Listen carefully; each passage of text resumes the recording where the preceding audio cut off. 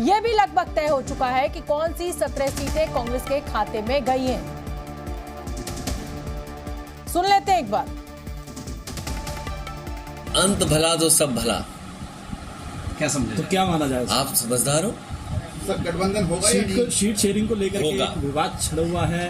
कोई विवाद नहीं है, आपके सामने सब चीजें साफ हो जाएंगी बहुत जल्दी। आने वाले समय में उत्तर प्रदेश में भारतीय जनता पार्टी का सफाया होगा। जिस तरीके से जनता निराश है, दिल्ली में किसान धरने पर बैठा है, हाल ही में जो भी परीक्षा हुई है सब में कहीं न कहीं पर्चा लीक हुआ है। सोचिए, किसान धरने पर हो, 60 लाख नौजवान लगभग केवल एक पुलिस भर्ती के लिए आ गया उत्तर प्रदेश में, तो सोचिए उत्तर प्रदेश में क्या हालत है।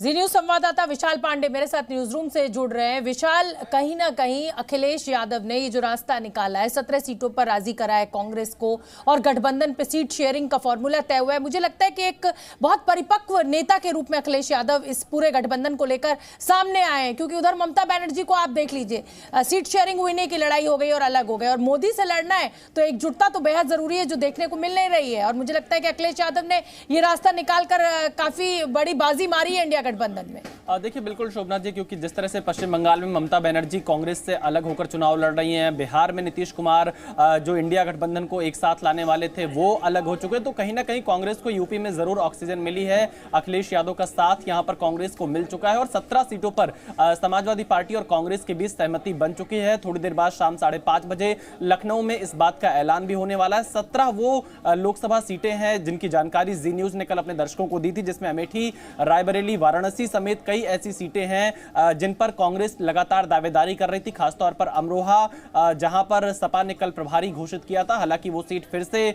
समाजवादी पार्टी कांग्रेस को दे रही है और इसके साथ जो हमें जानकारी मिल रही है वो प्रयागराज, महाराजगंज, झांसी, बुलंदशहर, गाजियाबाद, मथुरा, हाथरस, बाराबंकी, देवरिया, कानपुर, फतेहपुर सीकरी जैसी लोकसभा सीटें समाजवादी पार्टी ने कांग्रेस को दी है। और इसके साथ ही एक सीट यहां पर आजाद समाज पार्टी को कांग्रेस समाजवादी पार्टी उत्तर प्रदेश में छोड़ सकती है।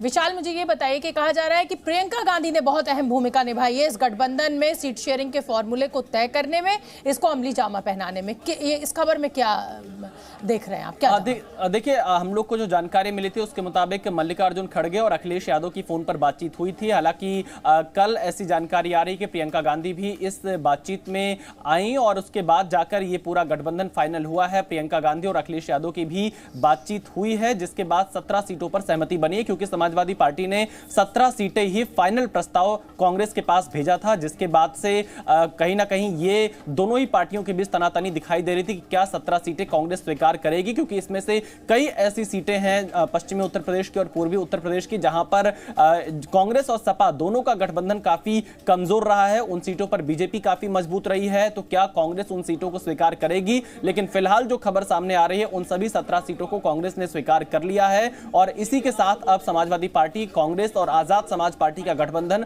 उत्तर प्रदेश में दिखाई दे सकता है। अब मुझे आप ये बताइए विशाल कि देखिए, ये हमने पहले भी देखा कि दो लड़के साथ आए और उस समय उस तरीके के नतीजे सामने नहीं आए। बहुत अच्छा प्रदर्शन नहीं रहा जब कांग्रेस, राहुल गांधी और अखिलेश यादव साथ दिखे थे, लेकिन एक बार फिर ये दोनों नेता जो हैं वो साथ आए हैं। अगर मैं जमीन पर माहौल की बात करूं तो क्या लग रहा है, ये लड़ाई कितनी मजबूत होने जा रही है अब बीजेपी के खिलाफ, और बीजेपी के लिए कितनी बड़ी चुनौती साबित होगा अगर कांग्रेस और समाजवादी पार्टी साथ आते हैं, क्योंकि कांग्रेस की जमीन उत्तर प्रदेश में बहुत है नहीं, ये हम सब जानते हैं।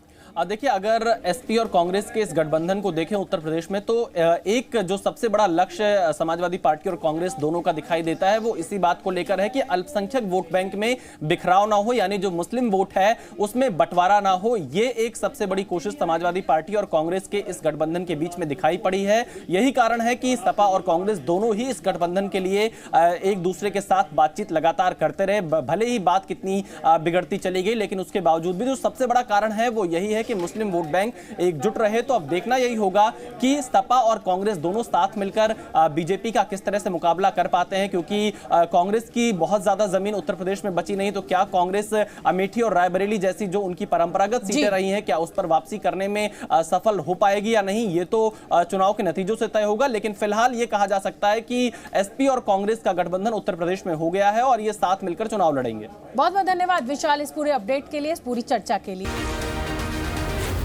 Zee News।